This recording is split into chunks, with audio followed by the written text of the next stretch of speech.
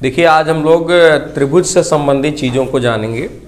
त्रिभुज के जो भी कॉन्सेप्ट हैं उनके सारी चीज़ों के बारे में हम समझेंगे। सबसे पहले तो त्रिभुज है क्या। जब कोई हम एक आकृति बनाते हैं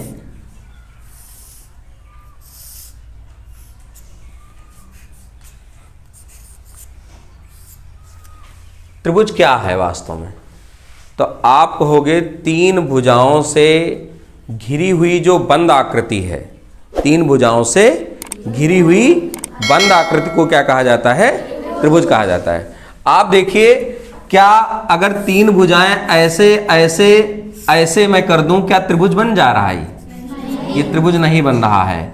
इसलिए नहीं बन रहा है क्योंकि त्रिभुज बनने के लिए देखिए, एक भुजा, दो भुजा, तीन भुजा, त्रिभुज बनने के लिए बंद आकृति का होना जरूरी है। जैसा कि आप यहां देख पा रहे हैं, ए बी बी सी सी ए तीन कोई भुजाएं हैं और वो तीन भुजाएं एक बंद आकृति का निर्माण कर रही हैं। एक बंद आकृति के निर्माण के कारण तीन भुजाएं जब बंद आकृति का निर्माण करेंगी तो तीन कोणों का भी निर्माण होगा, तीन अलग अलग कोणों का भी निर्माण होगा। तो आप देखें, एक कोण ये, एक कोण ये और एक कोण ये। तो त्रिभुज वास्तव में क्या है? तीन भुजाओं से घिरी हुई बंद आकृति को क्या कहा जाता है? त्रिभुज कहा जाता है। और त्रिभुज में तीन भुजाएं होती हैं। जैसा कि मैंने यहाँ पर एक त्रिभुज की संकल्पना ले रखी है जिसका नाम है त्रिभुज ए बी सी। इस त्रिभुज ए बी सी में एक भुजा ए बी है, दूसरी भुजा बी सी है और तीसरी भुजा क्या है? सी ए है। ये तीनों अलग अलग भुजाएं हैं और अलग अलग तीनों भुजाओं के कारण किन्हीं जब कोई दो भुजाएं किसी बिंदु पर आकर मिलती हैं तो एक कोण का निर्माण होता है। किसका निर्माण होता है? कोण का। आप देखिए, ये दोनों भुजाएं इस कोने पर आकर मिल रही हैं तो एक कोण का निर्माण होगा। ये दोनों भुजाएं इस कोने पर आकर मिल रही हैं, इस कोण का निर्माण हो रहा है। ये दोनों भुजाएं इस कोण पर आकर मिल रही हैं, इस कोण का निर्माण हो रहा है। तो किसी त्रिभुज के अंतर्गत तीन भुजाएं और तीन कोण होते हैं। किसी त्रिभुज के अंतर्गत तीन भुजाएं होती हैं और क्या होते हैं? तीन कोण होते हैं। ठीक है। अब इसमें जो अगली बात मुझे समझनी है उस बात को लेकर के हम चर्चा करेंगे। देखिए, अगर आप कोई भी त्रिभुज बना लें, चाहे किसी भी माप का त्रिभुज हो, कैसा भी आप त्रिभुज बनाएंगे, और सारे लोग अगर आप त्रिभुज बना के देख लें और चांदे की सहायता से इन कोणों को आप मापें, चांदे की सहायता से इन अंतः कोणों को आप मापें, त्रिभुज के अंतर्गत जो भी अंदर के स्थित कोण है, अंतः कोण है, इन कोणों को आप मापेंगे और तीनों कोणों को मापने के बाद जो कोण की माप कुल माप आएगी वो सदैव 180 अंश आएगी। कितनी आएगी? 180 अंश। आप चाहे कोई त्रिभुज बना लें, बना के देख लें और चांदे की सहायता से ये कोण मापो, ये भी कोण मापो, ये भी कोण मापो, तीनों कोण अलग अलग माप करके देखिए और उनको जोड़ दीजिए। तीनों अंतः कोणों को आप जोड़ेंगे तो आप किसी भी त्रिभुज के अंतर्गत एक ही संबंध पाएंगे हमेशा कि त्रिभुज के अंतर्गत जितने भी अंतः कोण होते हैं उन सबका योगफल कितना होता है? 180 अंश होता है। तो ये बात स्पष्ट हो जाएगी कि त्रिभुज के तीनों अंतः कोणों का योगफल कितना होता है? 180 अंश होता है। जैसा इस आधार पर आप एक बात सत्यापित करेंगे कि इस त्रिभुज ए बी सी में, त्रिभुज ए बी सी में कोण ए, कोण को हम लोग इससे दिखाते हैं, कोण ए और प्लस कोण बी और प्लस कोण सी, तीनों कोणों का जोड़ कितना होगा? 180 अंश होगा। तो इससे स्पष्ट हो गई त्रिभुज के तीनों अंतः कोणों का योगफल कितना होता है? 180 अंश होता है। क्लियर हो गई बात? कोई दिक्कत तो नहीं है? समझ में आ गई बात ना? अब थोड़ा सा और ध्यान दीजिए। जब मैं त्रिभुज को पढ़ चुका हूं, त्रिभुज का मतलब समझ चुका हूं, हम लोगों ने त्रिभुज का मतलब समझ लिया है। मैंने कहा कि त्रिभुज क्या होगा? त्रिभुज तीन भुजाओं से घिरी हुई एक बंद आकृति होगी, उसे हम लोग क्या कहेंगे? त्रिभुज कहेंगे। तो तीन भुजाओं से घिरी हुई जो बंद आकृति है वो तो त्रिभुज है, लेकिन इसके गुणधर्म अलग अलग होंगे, अलग अलग प्रकार से होंगे। वो जो तीन भुजाएं होंगी, हो सकता है कभी तीनों भुजाएं अलग अलग माप की हो सकता है कभी त्रिभुज की तीन भुजाओं में से दो भुजाएं एक माप की हो, एक अलग माप की हो सकता है तीनों भुजाएं एक ही माप की हो। तो इस आधार पर हम भुजाओं के आधार पर त्रिभुज को अलग अलग बांटने लगते हैं। भुजाओं के आधार पर हम त्रिभुज को अलग अलग क्या करते हैं? बांटते हैं। तो हम कहेंगे भुजाओं के आधार पर त्रिभुज, भुजाओं के आधार पर त्रिभुज।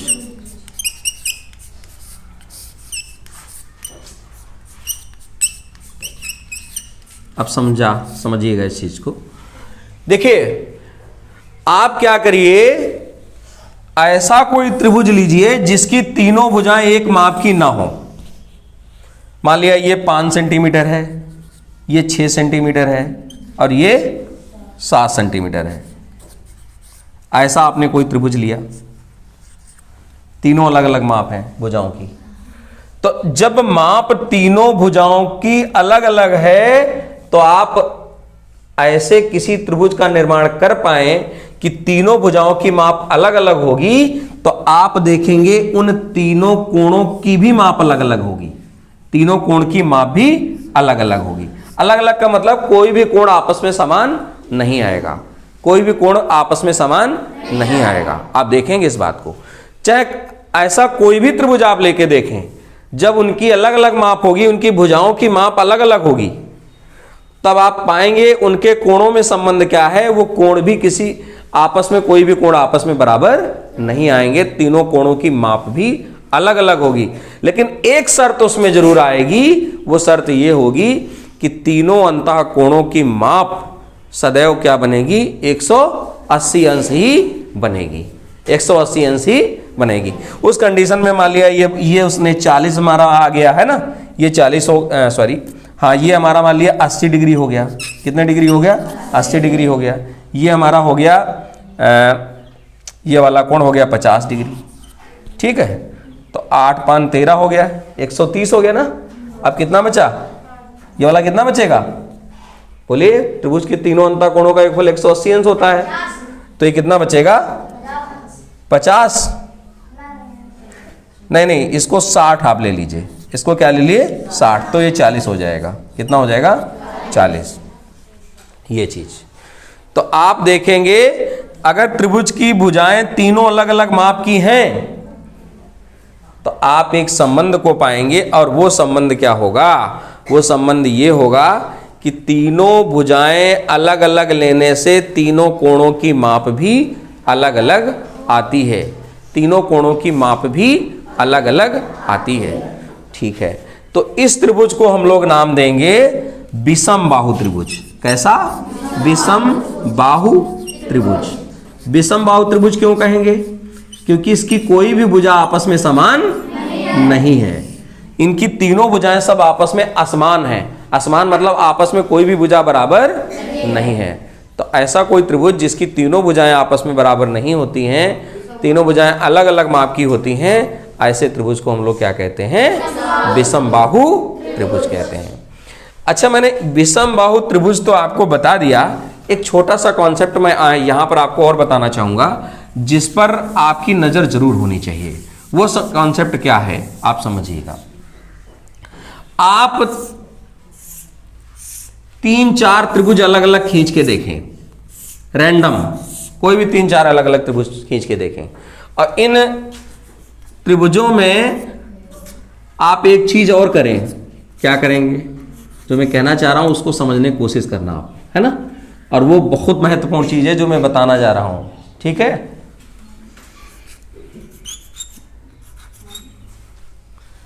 आपने 3 अलग अलग त्रिभुज खींचे, किसी भी माप के, मैंने कहा 3 रैंडम कोई त्रिभुज खींच लीजिए आप, और उनकी भुजाओं को मापिए। भुजाओं की माप इस पटरी की सहायता से कर लेंगे, स्केल की सहायता से हो जाएगी, है ना। और चांदे की सहायता से उनके कोण मापिए। इस त्रिभुज में भी ऐसा ही करिए, भुजाओं को, सारी भुजाओं को मापिए और उनके कोणों को मापिए आप। इसमें भी भुजाओं को अलग अलग मापिए पटरी की सहायता से, और चांदे की सहायता से अलग अलग कोणों को माप लीजिए आप।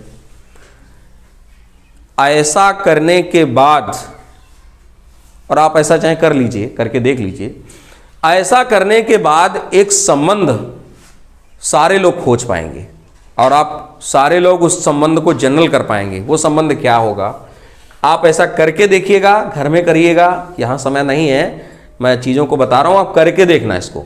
लर्निंग बाय डूइंग, आप करके देखेंगे तो ज़्यादा सीखेंगे। करके देखिएगा, अलग अलग माप के त्रिभुज खींचिएगा। चाहे एक त्रिभुज, एक भुजा लंबी कर देना, एक छोटी कर देना, इस तरह से अलग अलग माप की तीनों भुजाएं होनी चाहिए। तो आप देखेंगे अलग अलग माप के त्रिभुज अगर आप रखेंगे तो उनमें एक संबंध को खोज पाएंगे। क्या संबंध होगा?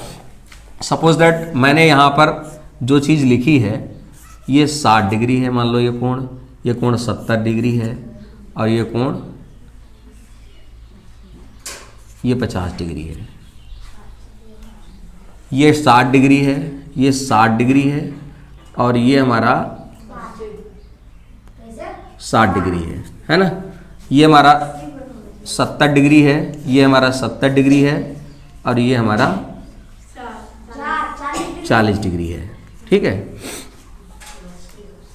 तो आप यहां पर एक चीज पाएंगे, ये 7, ये 6, ये 5। यहां पर एक और त्रिभुज आप रख लीजिए, ABC 9, 10, 11। ये मान लिया हमारा 80 डिग्री है।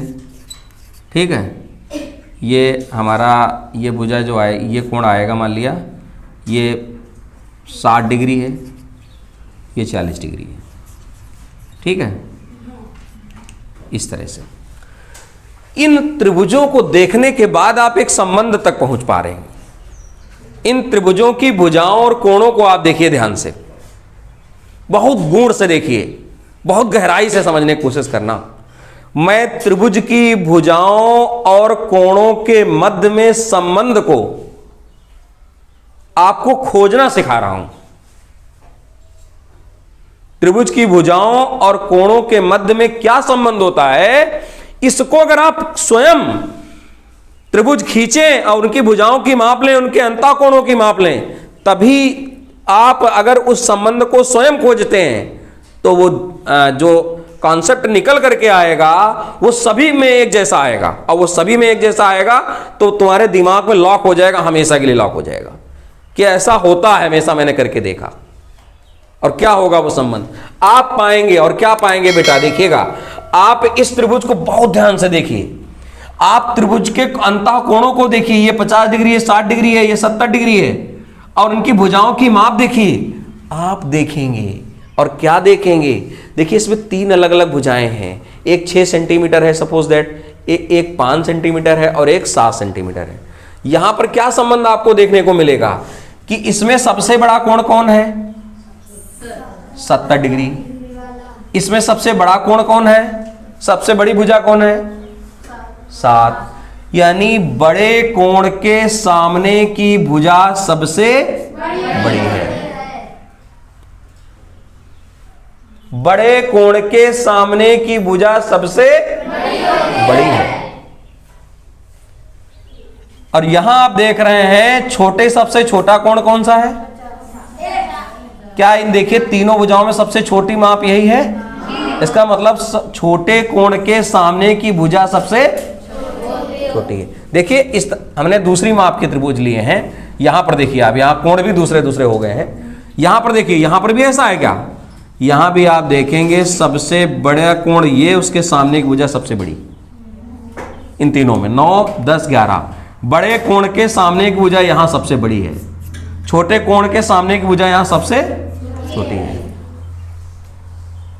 क्या निष्कर्ष निकला कि किसी भी त्रिभुज में सदैव बड़े कोण के सामने की भुजा सदैव क्या होती है, बड़ी होती है, और छोटे कोण के सामने की भुजा सदैव छोटी होती है। हमेशा ये रहेगा। आप कैसा भी त्रिभुज माप करके देख लीजिए, तीनों अलग अलग माप की हो, उनमें भुजाएं मापी है, कोण मापी है, हमेशा मिलेगा आपको जो कोण सबसे बड़ा होगा उसके सामने की भुजा भी सबसे बड़ी होगी, जो कोण सबसे छोटा होगा उसके सामने की भुजा सबसे छोटी होगी। तो ये बात क्लियर हो गई। हमेशा याद रखना, किसी भी त्रिभुज के अंतर्गत बड़े कोण के सामने की भुजा सदैव बड़ी होती है और छोटे कोण के सामने की भुजा छोटी होती है। बात आ गई समझ में, क्लियर हो गई। अच्छा, यहां भी आप संबंध को खोज पाइए। यहां मैंने ये 7 लिया, तो आप देखेंगे अगर त्रिभुज के तीनों कोण आपस में बराबर लिए हैं कोण बराबर हैं, बड़ा छोटा नहीं है। बड़ा होता तो बड़े कोण के सामने एक भुजा बड़ी होती, छोटा होता तो छोटे कोण के सामने एक भुजा बड़ी होती, है ना। तो आप देखेंगे कोण बराबर हैं तो भुजाएं भी सब आपस में बराबर है।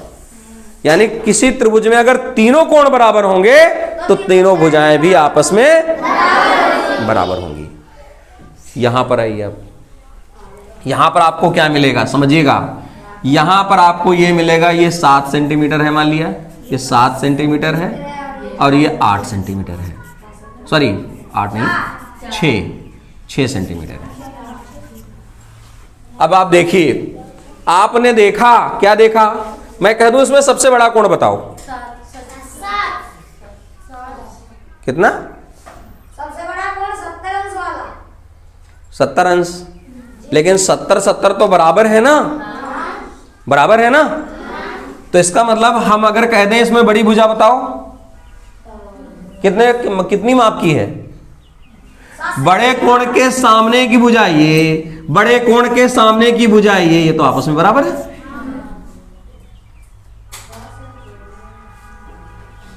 इसका मतलब त्रिभुज में अगर दो कोण बराबर होंगे तो उनके सम्मुख भुजाएं भी आपस में बराबर होंगी। त्रिभुज के अंतर्गत यदि कोई भी दो कोण आपस में बराबर हैं तो उन कोणों के सम्मुख भुजाएं, सामने की भुजाएं आपस में क्या आएंगी? बराबर होंगी। आपने देखा 70 डिग्री ये कोण था, ये भी कोण था, 70 डिग्री के सामने की भुजा ये, इस वाले 70 डिग्री के सामने की भुजा ये, तो कोणों के सम्मुख भुजाएं आपस में बराबर होती हैं। बराबर कोणों के सम्मुख भुजाएं भी आपस में बराबर होती हैं। और यहां भी वही संबंध मिलेगा, बड़े कोण के सामने की भुजा बड़ी है, छोटे कोण के सामने की भुजा छोटी है। इसका मतलब ये हो गया, आप किस किस निष्कर्ष तक पहुंच पाए हैं। आपने पहले संबंध को ये खोजा कि किसी भी त्रिभुज के अंतर्गत 3 भुजाएं होंगी, 3 भुजाएं हैं, अगर बंद आकृति बनेगी तो 3 कोण भी होंगे। पहली शर्त आपने खोजी, किसी त्रिभुज में 3 भुजाएं होती हैं, फिर 3 अंतः कोण होंगे उसके, और सबसे महत्वपूर्ण खोज ये हुई कि तीनों अंतः कोण की जो माप होती है, कुल माप होती है, वो कितनी डिग्री होती है? 180 अंश होती है। चौथा निष्कर्ष आपने क्या निकाला कि बड़े कोण के सामने की भुजा बड़ी होती है। छोटे को, अगला निष्कर्ष आपने निकाला, छोटे कोण के सामने की भुजा छोटी होती है। होती है कि नहीं होती है? हाँ, तो ये संबंध आपको देखने को मिला है। आइए मैं और कुछ, मैं भुजाओं के आधार पर त्रिभुज को बांट रहा था, पहले इसको पूरा कर लूं, फिर एक और कॉन्सेप्ट को लाऊंगा ताकि आपको चीजों को रटना ना पड़े। जब करके देखेंगे, सीखेंगे, अपने आप करके देखिए अपनी कॉपी में, तो मैं कोई किसी भी थ्योरम को, किसी भी ज्योमेट्रिकल कॉन्सेप्ट को मैं रटाने वाला नहीं हूं, मैं कुछ भी नहीं रटाऊंगा आपको। आप स्वयं संबंध खोज लें, मैं आपकी हेल्प करूंगा संबंध खोजने में। आप संबंध खोजिए, त्रिभुज की भुजाएं और कोणों के मध्य के संबंधों को खोजिए। जितनी भी थ्योरम, जितनी भी प्रिंसिपल आपके बुक्स में लिखे हुए हैं, वो सारी चीजें सामने से दिखेंगी आपको, सामने दिखेंगी आपको। और जब आप करके देखेंगे, अगर सामने दिख रहा है तो वो चीज हमेशा के लिए तुम्हारे दिमाग में स्थायी हो जाएगी और आप उसको कभी नहीं भूलेंगे। और मैं अगर केवल आपको कॉन्सेप्ट डिलीवर करूंगा, मैं आपको सीधे कॉन्सेप्ट दूंगा, तो आप कुछ दिन बाद उस चीज को भूल जाएंगे। क्यों? क्योंकि आपने मैंने कहा है तो आप उसे मान रहे हैं, किताब में लिखा हुआ इसलिए आप मान रहे हैं। और यदि आपने उसको प्रयोग द्वारा सत्य साबित कर लिया तो आपका हृदय भी मान जाएगा, आपका मस्तिष्क भी मान जाएगा, और वो चीज आपके दिमाग में हमेशा के लिए क्या हो जाएगी? स्थायी हो जाएगी, लॉक हो जाएगी। आप नहीं भूलेंगे जल्दी उसको, है ना। तो आप इन चीजों को करके देखिएगा। मैं भुजाओं के आधार पर त्रिभुज को बांट रहा हूं। मैंने देखा ऐसा कोई मैंने त्रिभुज लिया जिसकी तीनों भुजाएं अलग अलग माप की थीं, तो उनके अंतः कोण भी अलग अलग माप के आए। विषमबाहु त्रिभुज क्या होता है? ऐसा कोई त्रिभुज जिसकी तीनों भुजाएं अलग अलग माप की होती हैं, विषमबाहु त्रिभुज कहलाता है। फिर अगली बात आएगी, अगली बात, ऐसा कोई त्रिभुज ले पाएंगे आप? देखो, एक बार तो आपने तीनों भुजाएं अलग अलग माप की ली, एक बार आप ज्यादा से ज्यादा ये कर सकते हैं कि जैसे आप एक ये माप लिया आपने 7 सेंटीमीटर, ये भी लिया आप 7 सेंटीमीटर, दोनों भुजाएं एक ही माप की ली, तो तीसरी अलग माप की ले लीजिए, है ना। तो ये मान लो 6 सेंटीमीटर है, तो ने देखा ऐसा कोई त्रिभुज आपने लिया जिसकी दो भुजाएं बराबर हैं और एक भुजा असमान है, तो जिस किसी त्रिभुज की दो भुजाएं समान और एक भुजा असमान हो उसे बोलते हैं हम लोग सम द्विबाहु त्रिभुज। सम मतलब समान, द्वि मतलब दो, बाहु मतलब भुजाएं। जिसकी दो भुजाएं समान हो ऐसा त्रिभुज क्या कहलाता है? समद्विबाहु। समबाहु नहीं, समद्विबाहु। समद्वि, द्वि मतलब दो, समद्विबाहु। समद्विबाहु, समद्विबाहु त्रिभुज है ना, समद्विबाहु त्रिभुज। अब बात समझ में आ गई? जिसकी दो भुजाएं समान हो ऐसा त्रिभुज क्या कहलाता है? समद्विबाहु त्रिभुज कहलाता है। अगर आप इसको देख रहे हैं, अगर इनके कोणों को आप समझने की कोशिश करेंगे तो आप देखेंगे ये दो भुजाएं बराबर हैं, तो इनके इन भुजाओं के सामने के कोण भी आपस में क्या होंगे? बराबर बराबर होंगे। आप प्रकार कोण चांदे की सहायता से कोण को माप करके देखेंगे, ये कोण आपस में बराबर आएंगे। और हम देखें अगर साथ साथ से ये भुजा मैंने कम ले रखी है तो याद रखिएगा इसका माप इन दोनों कोणों से छोटी आएगी। क्यों? क्योंकि छोटी भुजा है, इसके सामने का कोण भी छोटा होगा। इन दोनों कोणों से माप इसकी क्या आएगी? छोटी आएगी, है ना। तो इस संबंध को आप खोज पाएंगे। अगली बात आती है, ऐसा कोई त्रिभुज लो जिसकी तीनों भुजाएं आपस में बराबर हो। जिसकी तीनों भुजाएं आपस में क्या हो? बराबर हो। जैसे मैं यहां ले रहा हूं,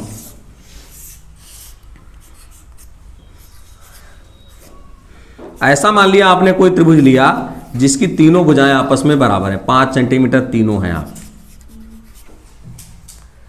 तो इसका मतलब समबाहु। सारी भुजाएं, सम मतलब समान है, बाहु मतलब भुजाएं। जिस त्रिभुज की सारी भुजाएं आपस में, और सारी भुजाएं कुल कितनी होती है? 3। जिस त्रिभुज की तीनों भुजाएं कुल आपस में समान होती हैं ऐसा त्रिभुज कहलाता है समबाहु त्रिभुज। क्या कहलाता है? समबाहु त्रिभुज। और कौन बताएगा? अगर त्रिभुज समबाहु है तो उसका प्रत्येक कोण कितने कितने डिग्री होगा?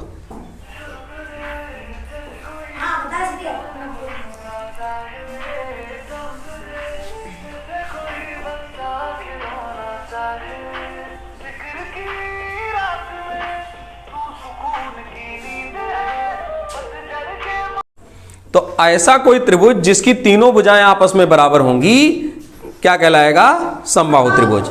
और आप देखेंगे अगर त्रिभुज की तीनों भुजाएं बराबर हैं तो तीनों अंता कोण भी आपस में क्या आएंगे? बराबर आएंगे। क्यों? जैसे मैं कहूं कि इसमें सबसे बड़ा कोण कौन होगा, तो आप कहेंगे भुजाओं से ही तो निर्धारित करते हैं आप। बड़ी भुजा के सामने का कोण बड़ा, इसमें ना कोई बड़ी भुजा ना कोई छोटी भुजा, सब बराबर। तो इसका मतलब सब भुजाएं बराबर तो कोण भी बराबर आएंगे। तो सब कोण अगर बराबर आएंगे और त्रिभुज के तीनों अंता कोणों का योगफल अगर 180 अंश होता है बेटा, तो बताइए त्रिभुज का, समबाहु त्रिभुज के प्रत्येक कोण की माप क्या होगी? 60। क्या होगी? 60 अंश। तो ये कोण 60 अंश हो जाएगा, ये भी 60 अंश हो जाएगा, ये भी 60, सब 60 डिग्री के हो जाएंगे। हो जाएंगे नहीं हो जाएंगे? बोलिए। तो ये बात आप समझ पाए हैं? आगे मैं बढ़ूं? चलिए ठीक है, आगे बढ़ते हैं।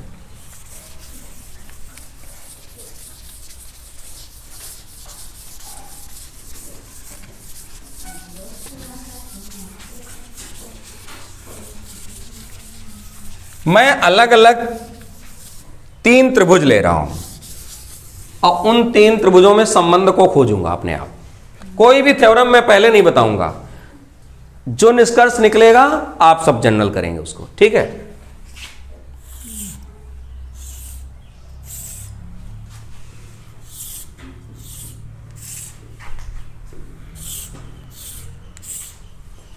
इसका नाम त्रिभुज ABC मान लिया, यह है PQR और यह है LMN, ठीक है। ऐसा कोई त्रिभुज है, इसकी माप मान लिया अंता कोण ये 70 डिग्री है, यह है 50 डिग्री और ये कितनी हो जाएगी? 60 डिग्री। सही है ना? टोटल 180 आ रहा? सही है, बोलो हाँ। फिर आप देखिए, ये मान लिया मैंने ले लिया 100 डिग्री, ये ले लिया मैंने 50 डिग्री, तो ये कितना हो जाएगा? 30 डिग्री। ये मान लिया मैंने ले लिया 110 डिग्री, ठीक है। ये ले लिया मैंने 55 डिग्री, और ये ले लिया मैंने, ये कितने बचेगा? 25 डिग्री। कितने? 25 डिग्री, क्योंकि 55 और 25 जोड़ोगे कितना हो जाएगा? बोलो 80 डिग्री। 80 डिग्री हो जाए ना, तो ये तो ज़्यादा हो जाएगा ना, 25 नहीं 15 होगा। 15 कितना होगा? 15 डिग्री होगा। 55 और 15 जोड़ोगे कितना आएगा? 70, 110, 70, 180 अंश हो जाएगा। ठीक है, अब आप समझिएगा थोड़ा सा। अगर मैं इनकी भुजाओं को आगे बढ़ाता हूं, थोड़ा सा देखिएगा आप, समझिए, आगे बढ़ा रहा हूं, यहां पर भी मैं थोड़ा सा आगे बढ़ाऊंगा, यहां पर भी थोड़ा सा आगे बढ़ाऊंगा, यहां पर भी वही काम है, यहां पर भी थोड़ा सा आगे, यहां थोड़ा सा आगे, और यहां पर थोड़ा सा। ध्यान दीजिएगा मेरी बात पर। बेटा देखो, इधर मेरी बात समझो। जैसे आपको मालूम है, ये मान लो बिंदु है, तो ये टोटल कोण जानते हो कितना होगा? 180 अंश होगा। अगर ये कोण बेटा मैं कह दूं 70 डिग्री है, इतना अगर 70 डिग्री है, तो ये कितना बचेगा? बोलो 110 डिग्री होगा। 110 बचेगा कि नहीं बचेगा? टोटल अगर 180 है तो ये 70 हुआ, तो ये कितना बचेगा? 110 डिग्री होगा कि नहीं होगा? तो मुझे ये बताओ बेटा, ये पूरी एक सरल रेखा है, इस बिंदु पर ये पूरी एक सरल रेखा है। अगर ये कोण बेटा 50 है, तो ये कितना होगा? 130 अंश होगा। होगा कि नहीं होगा? बोलो बेटा, ये पूरी एक सरल रेखा है, अगर ये कोण 60 अंश है, तो ये कितना होगा? 120 डिग्री होगा। और बेटा फिर से देखो, ये पूरी एक सरल रेखा है, अगर ये 70 डिग्री है, तो ये कितना होगा? 110 डिग्री होगा। समझ में आया? सरल रेखा पर बना कोण 180 अंश होता है। 130 50 180, 120 60 180, 110 70 180। यहां पर भी आप देखो बेटा, इसको बताओ ये कितना आएगा? 130 डिग्री आएगा। ये वाला कितना आएगा? बोलो 150 डिग्री आएगा। और ये वाला बोलो बेटा कितना आएगा? हाँ 80 डिग्री आएगा। कितना आएगा? 80 डिग्री आएगा। इसमें बताओ बेटा ये कितना आएगा? 70 डिग्री आएगा, है ना? ये वाला बोलो कितना आएगा? 30 डिग्री आएगा। और ये वाला कितना? सॉरी 30 नहीं, सॉरी, ये कितना आएगा? 115। 180 से घटा दीजिए 15 डिग्री, तो कितना हो जाएगा? 165 डिग्री। 165 डिग्री। और इसमें 180 से 55 डिग्री घटा दो। 180 से कितना घटाओगे? 55 डिग्री घटा दो, तो ये कितना बचेगा? 125 डिग्री हो गया। समझ में आया? हाँ।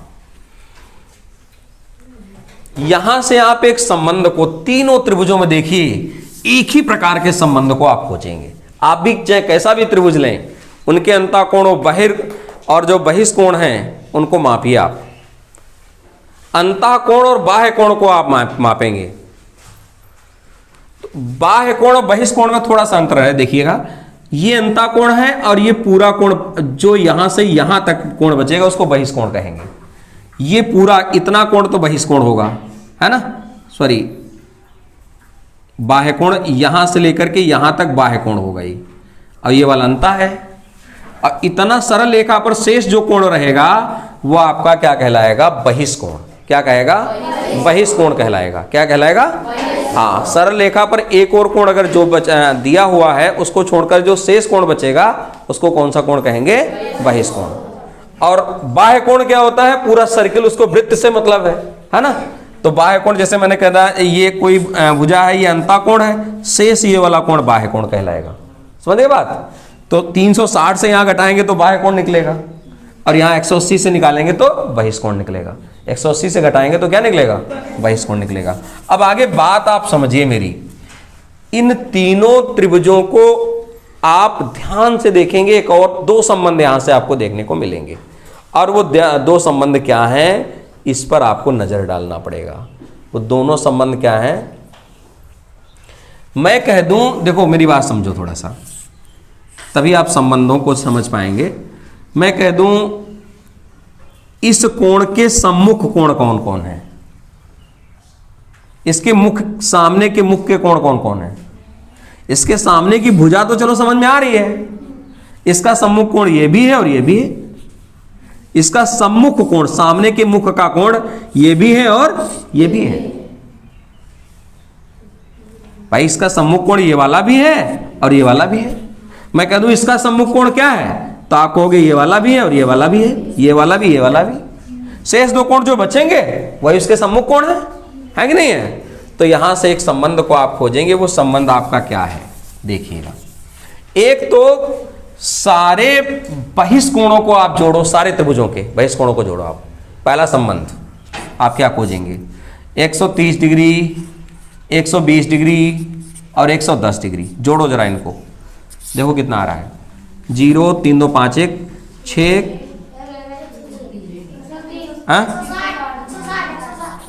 360 डिग्री आया। इसमें भी जोड़ के देखो जरा, 130 150 80 जोड़िए।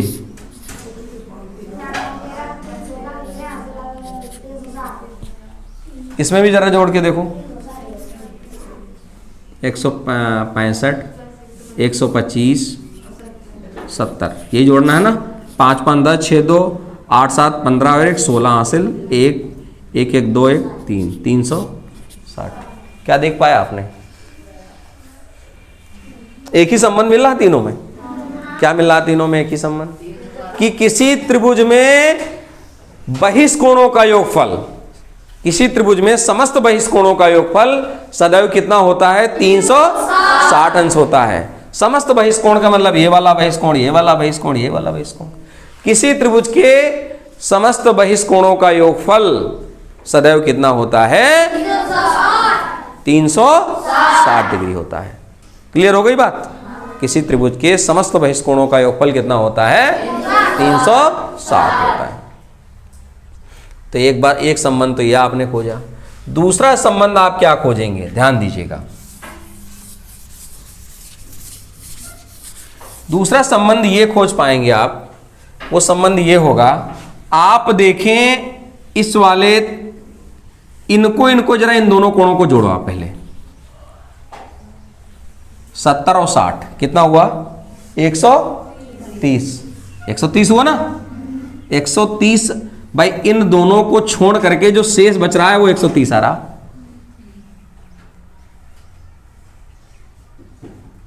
इसका मतलब त्रिभुज में जो बहिष्कोण है वो इसके सम्मुख जो अंतःकोण होंगे उनके योगफल के बराबर होता है। किसी त्रिभुज में बहिष्कोण, उसके अंतःकोण को छोड़ दो, फिर किसी त्रिभुज में बहिष्कोण उसके सम्मुख अंतःकोणों के योगफल के बराबर होता है। आप यहां पर देखिए, क्या ऐसा है, क्या देखो यहां पर ऐसा है, आप देखिए यहां पर ऐसा है। देखिए आप 30 और 100 को जोड़ो जरा, 130 हुआ। देखो 130 बराबर आ रहा है। आप यहां पर भी देखो 115 डिग्री 55 डिग्री जोड़ो आप, कितना हुआ, 70 हुआ ना। देखो 70 डिग्री के बराबर है ना। किसी त्रिभुज में बहिष्कोण सम्मुख अंतःकोणों के योगफल के क्या होता है, बराबर होता है। किसी त्रिभुज में बहिष्कोण सम्मुख अंतःकोणों के योगफल के बराबर होता है। और देखिए यहां पर ही ये बात सत्य नहीं है, हर जगह पर ये बात सत्य है। आप देखिए ये बहिष्कोण है कि नहीं है, इसके सम्मुख अंतःकोण कौन कौन होंगे, एक ये वाला होगा और एक ये वाला होगा। 7 5 12 120 है कि नहीं है। यहां देखो बहिष्कोण ये वाला है, इसके सम्मुख अंतःकोण कौन होंगे, ये दोनों होंगे। 150 आ रहा है कि नहीं। यहां 165 है, इनको जोड़ दो 165 आ जाएगा। आएगा नहीं आएगा। यहां पर देखिए बहिष्कोण ये है 110 डिग्री है कि नहीं है। अब इनके सम्मुख अंतःकोण जोड़ोगे तो कौन कौन होंगे, ये दोनों होंगे 6 5, यही तो होंगे ना भाई। इस वाले अंतःकोण को छोड़ दो, बाकी जो अंदर वाले कोण है उनको जोड़ो आप, कितना होगा 6 5 11 110 अंश आएगा। इसमें देखिए 80 डिग्री है, कितना है 80 डिग्री है। इसके अंतःकोण को छोड़ दो, सम्मुख अंतःकोण को जोड़ दो, कितना आएगा 80 डिग्री आएगा। इसमें देखिए 125 है, इसमें आप जोड़ के देख लीजिए 110 और 15 कितना आएगा 125। इसका मतलब क्लियर हो गई बात कि त्रिभुज कैसा भी बने हमेशा एक दो नियम जरूर बनेंगे, उसमें जरूर निकल के आएंगे। वो क्या होंगे नियम कि किसी त्रिभुज में बहिष्कोण सम्मुख अंतःकोणों के योगफल के बराबर होता है। देखिए बहिष्कोण जो इसका सम्मुख अंतःकोण है उनके योगफल यानी उनके जोड़ के बराबर होता है। तो इसका मतलब किसी त्रिभुज में बहिष्कोण सम्मुख अंतःकोणों के योगफल के क्या आता है? बराबर होता है। किसी त्रिभुज में बहिष्कोण सम्मुख अंतःकोणों के योगफल के बराबर होता है। किसी त्रिभुज में समस्त बहिष्कोणों का योगफल कितना होता है? 360 अंश होता है। तो आपने सीखा, क्या पहली बात सीखी, कोई भी त्रिभुज हो उसमें समस्त अंतःकोणों का योगफल 180 अंश होगा। सारी बातें आप ध्यान से फिर से रिवाइज कर रहे हैं हम लोग। किसी त्रिभुज में समस्त अंतःकोणों का योगफल कितना होता है? 180 अंश होता है। आपने सीखा किसी त्रिभुज में बड़े कोण के सामने की भुजा बड़ी होती है। किसी भी त्रिभुज में सदैव बड़े कोण के सामने की भुजा बड़ी होती है। अगली बात आपने सीखी, किसी भी त्रिभुज में छोटे कोण के सामने की भुजा छोटी होती है। अगली बात आपने सीखी कि किसी भी त्रिभुज में बहिष्कोण सदैव सम्मुख अंतःकोणों के योगफल के बराबर होता है। आपने ये भी सीखा कि किसी भी त्रिभुज में सदैव समस्त बहिष्कोणों का योगफल कितना होता है? 360 अंश होता है। ये बात सीख ली? सीख ली ना? सीख ली? ये बात सीखी ना? और ये भी सीखा आपने, अगर किसी त्रिभुज के दो कोण आपस में बराबर हैं तो उन दोनों कोणों की सम्मुख आमने सामने की भुजाएं भी बराबर होंगी। तीनों कोण बराबर हैं तो तीनों भुजाएं भी आपस में बराबर होंगी। तो ये सारी चीजें त्रिभुज के बारे में आपने सीखी। अब इससे संबंधित हम लोग नेक्स्ट वाले क्लास में हम लोग क्या सीखेंगे? क्वेश्चन करना सीखेंगे। तरह तरह के प्रश्न इस थ्योरी पर डिपेंड आपको मिलेंगे। जो भी मैंने आज आपको पढ़ाया है वो सब आप कॉपी पे करिए, प्रयोग करिए, करके देखिए और फिर उसके बाद आप सीखिए। संबंध जो कुछ भी मैंने बताया वो सारे संबंध आपको सत्य साबित मिलेंगे आपके अपने किए हुए त्रिभुज के अंतर्गत। ठीक है? Thank you class.